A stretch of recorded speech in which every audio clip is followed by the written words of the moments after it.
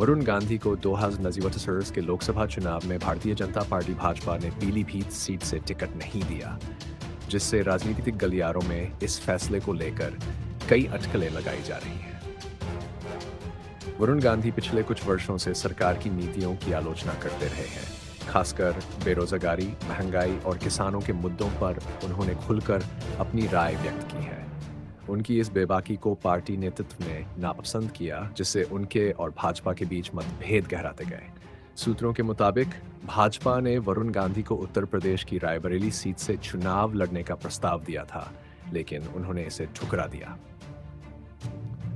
रायबरेली कांग्रेस का मजबूत गढ़ माना जाता है और यहां से प्रियंका गांधी के चुनाव लड़ने की संभावना थी। यदि वरुण गांधी इस सीट से भाजपा के उम्मीदवार होते तो यह एक बड़ा राजनीतिक मुकाबला होता, लेकिन उन्होंने इस प्रस्ताव को अस्वीकार कर दिया, जिससे स्पष्ट होता है कि वे अपनी राजनीतिक स्थिति को लेकर कोई बड़ा कदम उठाने की तैयारी में हैं।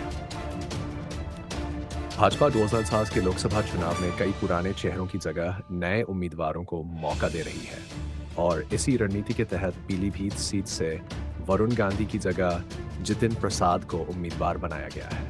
दिलचस्प बात यह है कि वरुण गांधी की मां मेनका गांधी को सुल्तानपुर सीट से टिकट दिया गया है, लेकिन वरुण को बाहर रखा गया। इससे यह साफ होता है कि यह निर्णय केवल व्यक्तिगत नहीं, बल्कि पार्टी की व्यापक रणनीति का हिस्सा है।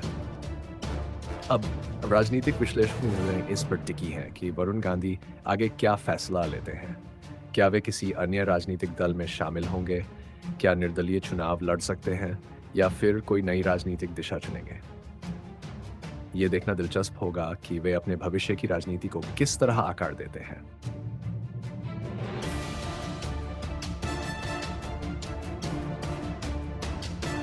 वरुण गांधी के भाजपा से टिकट कटने के बाद यह सवाल उठ रहा है कि वे आगे किस पार्टी से जुड़ सकते हैं या कोई नया राजनीतिक कदम उठा सकते हैं। उनके हालिया बयानों और राजनीतिक रुख को देखते हुए कुछ संभावनाएं उभर कर सामने आती हैं।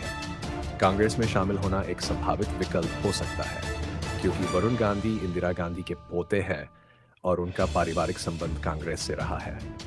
उनकी हालिया बयानबाजी भी जनता से जुड़े मुद्दों पर केंद्रित रही है, जो कांग्रेस की विचारधारा से मेल खा सकती है। हालांकि राहुल गांधी और प्रियंका गांधी से उनके संबंध बहुत घनिष्ठ नहीं रहे हैं, जिससे यह रास्ता थोड़ा मुश्किल दिखता है। समाजवादी पार्टी या बहुजन समाज पार्टी के साथ जाना भी एक संभावना हो सकती है। अखिलेश यादव भाजपा के खिलाफ एक मजबूत गठबंधन बनाने की कोशिश कर रहे हैं और वरुण गांधी की किसान और मजदूर समर्थक छवि सपा की नीतियों से मेल खाती है। ऐसे में सपा के साथ उनका जाना पूरी तरह असंभव नहीं कहा जा सकता। तृणमूल कांग्रेस भी एक विकल्प हो सकता है, क्योंकि ममता बनर्जी भाजपा विरोधी ताकतों को जोड़ने में सक्रिय है। यदि वरुण गांधी भाजपा से पूरी तरह अलग होना चाहते हैं तो वे टीएमसी का हिस्सा बन सकते हैं। एक और विकल्प ये भी है कि वे खुद की एक नई पार्टी बनाएं या किसी अन्य गठबंधन का हिस्सा बने। उनकी राजनीति को देखते हुए वे किसानों, युवाओं और मध्यम वर्ग के मुद्दों को केंद्र में रखकर एक नई राजनीतिक ताकत के रूप में उभर सकते हैं। इसके अलावा भाजपा में ही बने रहने की संभावना को भी नकारा नहीं जा सकता। भले ही उन्हें इस बार टिकट नहीं मिला, लेकिन वे भविष्य में सही समय का इंतजार कर सकते हैं और पार्टी में किसी नई भूमिका में वापस आ सकते हैं। अभी तक वरुण गांधी ने अपने भविष्य को लेकर कोई आधिकारिक बयान नहीं दिया है, लेकिन कांग्रेस, सपा या टीएमसी की ओर उनका झुकाव हो सकता है। हालांकि भाजपा में बने रहने की संभावना भी पूरी तरह खारिज नहीं की जा सकती। आने वाले समय में उनके फैसले से यह साफ होगा कि वे अपनी राजनीति को किस दिशा में आगे बढ़ाना चाहते हैं। अगर आपको वीडियो पसंद आया हो तो जरूर लाइक करें और अपनी राय कमेंट में बताएं।